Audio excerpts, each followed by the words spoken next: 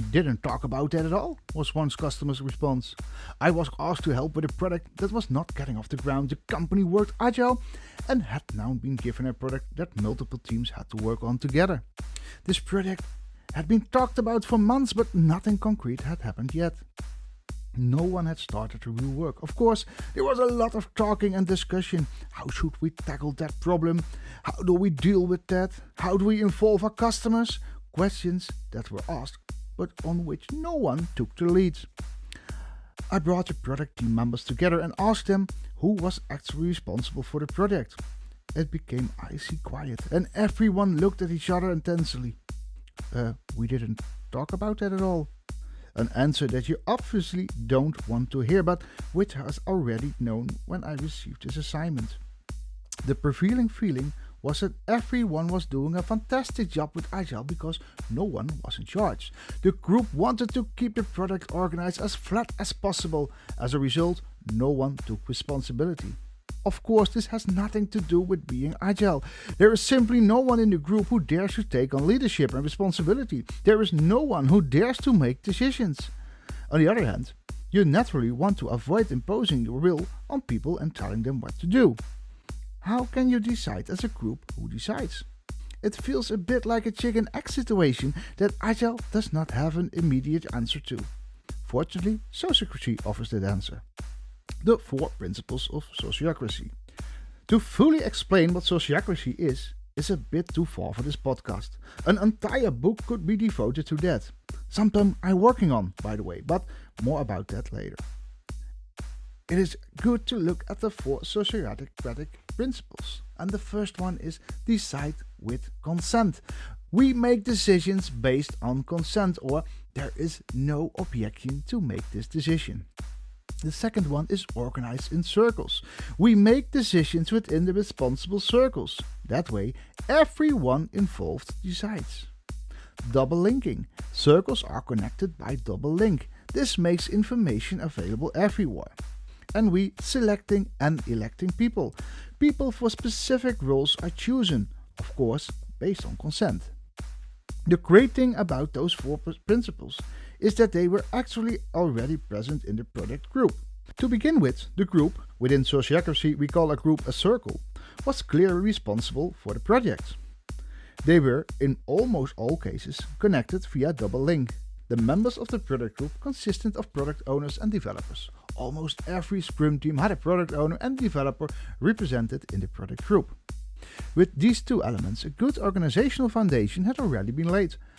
What was still missing was a good way of making agreements. With sociocracy, we do this based on consent. In short, we decide in the absence of an objection. I therefore asked the group a few questions.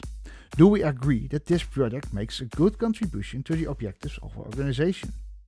Do we agree that the people sitting at the table now are the right people to make decisions on this project? And my last question was, do we agree that we will bring this project to a successful conclusion with this group of people? There were no real consent involved yet. Everyone simply agreed. I then explained the consent principle to the group and asked for consent to make decisions based on consent from now on. Fortunately, no objections again. We therefore continued to investigate what work needed to be done. This resulted in a reasonable list with items such as communication with stakeholders, building applications, etc. We were then able to group these topics and create roles to organize them. Actually, this turned out to be the simplest part of the meeting. The next step was the sociocratic selection process for the roles.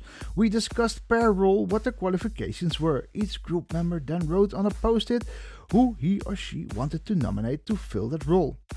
We then used the round to give each group member the opportunity to make the nomination and explain why that person had been chosen. Officially, we had to do another round to offer the option to change, but all group members had already indicated that they no longer wanted to change. The same person was anonymously selected to lead the project. In a very short consent round, it immediately became apparent that there were no objections to the selected candidates. From that moment on, the process was made in the project. Instead of waiting for each other, discussions took place again and decisions were made. Well, let's look at the 6th step at a glance. The first step we take is make sure you meet the 4 principles. Make decisions about your product jointly and with consent. Organize the product group into circles that can actually bear responsibility. Ensure double links within other teams within and outside the project. Choose the right people for the roles based on consent. The second step is ensure that everyone present is involved and that everyone involved is present. You don't want people to waste their time on a meeting on a project that they don't actually belong to. Of course, you also want to avoid forgetting people and therefore missing information. The third step we took was ensure that everyone present knows and acknowledges the project. A project must have value and contribute to the objectives of the organization. Clarifying why you are together and what is expected as an outcome creates a shared understanding. The fourth step was make the consent decision as a group. Consent ensures that afterwards no one has any doubts or objections to decisions made, so make sure you quickly choose to decide according to the consent principle. The fifth step was define the roles needed. Take a joint look at what needs to be done and determine which roles are required for this. Describe and record what qualifications are required per role. And the sixth step was use the Socratic selection and election process. Use the nomination, change and consent round to jointly agree who is more suitable for which role. Are there any doubts? Then make additional appointments. You can think about evaluation moments in 3 months. The most important thing is that there are no more objections. So to conclude, I often see that employees do not take responsibility. The "we don't do that because we work agile" card is frequently played here. And that is a shame, because within an agile environment, it is all about taking responsibility. It is especially in those environments that it is critical to take the lead and go for it.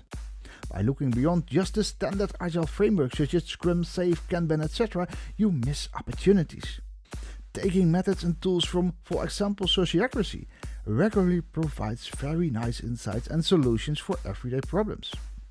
Want to know more about how sociocracy makes your organization agile and resilient? Don't hesitate to send me a message. I will be happy to assist you on your journey.